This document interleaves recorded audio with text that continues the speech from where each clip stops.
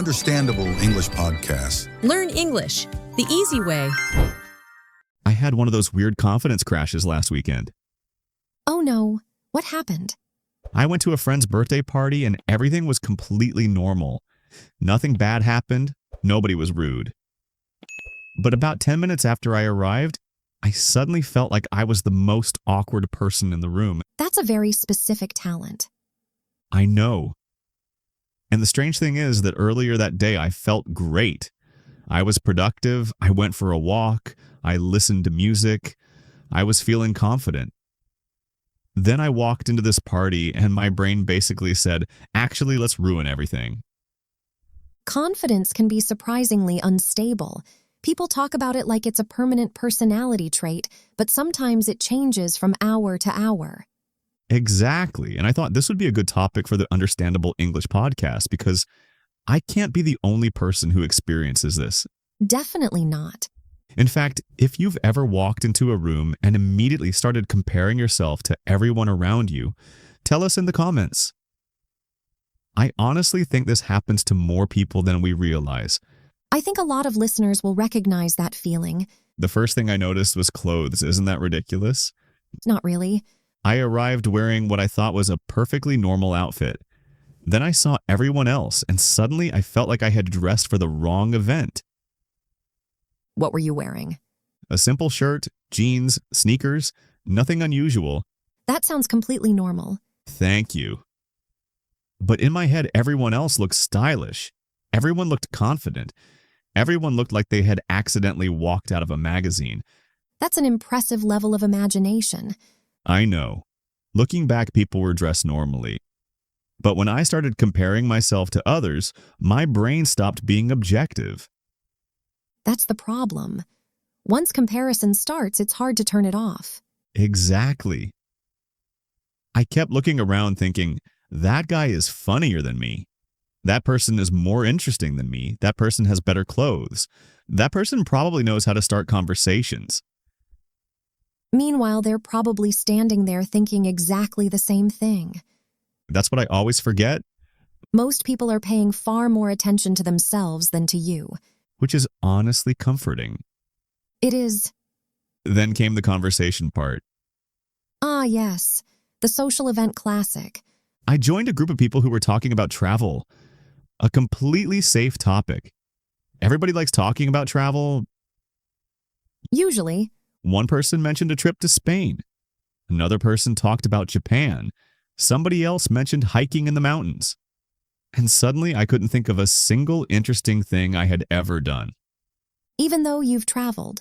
Exactly. My brain erased my entire life. I was sitting there thinking, have I ever left my apartment? Social anxiety has a way of deleting useful information. It really does. When they asked me a question, I gave an answer that was technically correct, but somehow incredibly awkward. What did you say? They asked, what's your favorite place you visited? That's an easy question. Apparently not for me. I panicked and said, I enjoy locations. You enjoy locations? That's what came out of my mouth. That's amazing. Then I tried to fix it. Which never helps. Never. I started over-explaining. I said, no, I mean I like places, different places, because they are different. Bryan. I know. You made travel sound like a scientific discovery. I absolutely did. What happened next? Luckily, somebody changed the subject. A true hero. But then I couldn't let it go. For the next hour, I kept replaying that conversation in my head. That's another common problem. I kept thinking, why did I say that? Why didn't I just answer normally? Meanwhile, nobody else remembers it. Rationally, I know that. But emotionally? Emotionally, I believe that every person at the party went home and discussed my statement about locations. They formed a committee. Exactly. A weekly meeting dedicated to my awkward comments. I think you're overestimating your influence. Probably. Actually, definitely. B. The frustrating part is that this doesn't happen every day. Sometimes I walk into a room and feel completely comfortable. That's why confidence is such an interesting thing.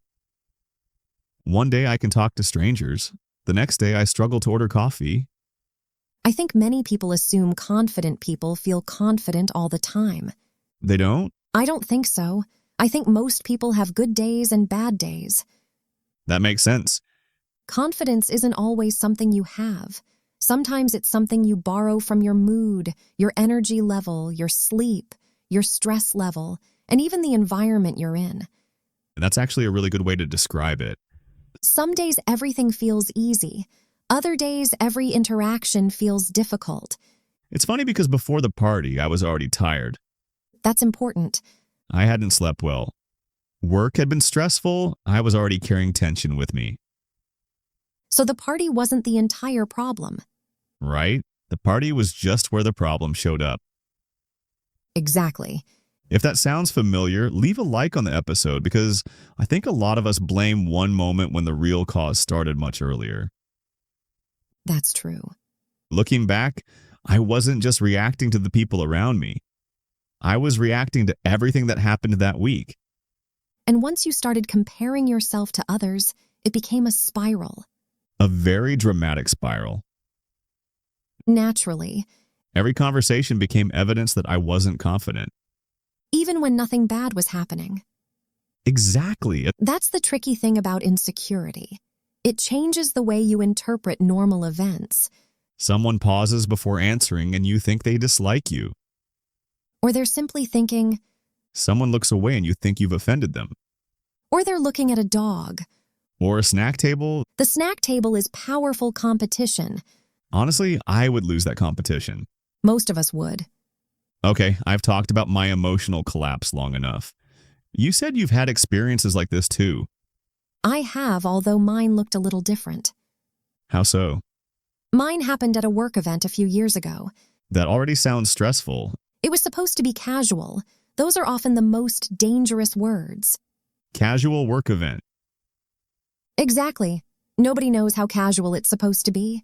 That's true. I remember standing in front of my closet trying to figure something out. I couldn't decide what to wear. That's already a bad sign. Normally, I don't spend much time thinking about clothes, but suddenly every option seemed wrong. That's exactly how I felt. I changed outfits 3 times.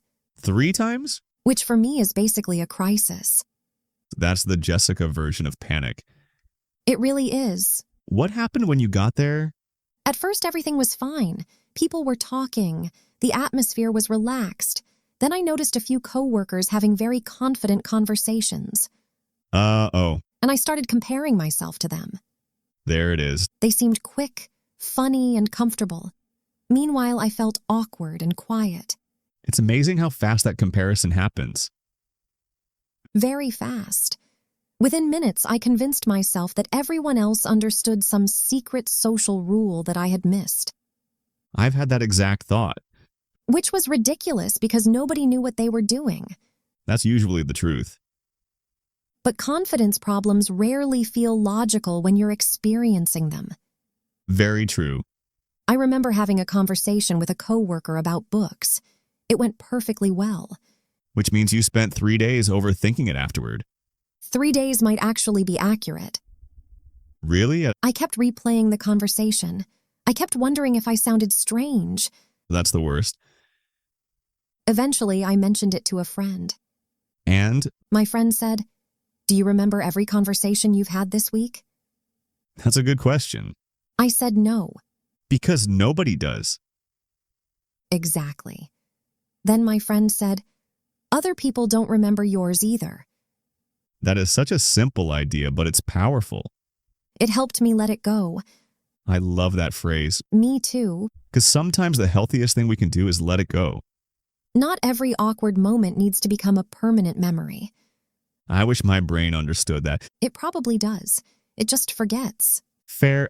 Another thing I've noticed is that confidence changes daily. Some mornings I wake up feeling capable. Other mornings everything feels more difficult. Same. I used to think that meant something was wrong.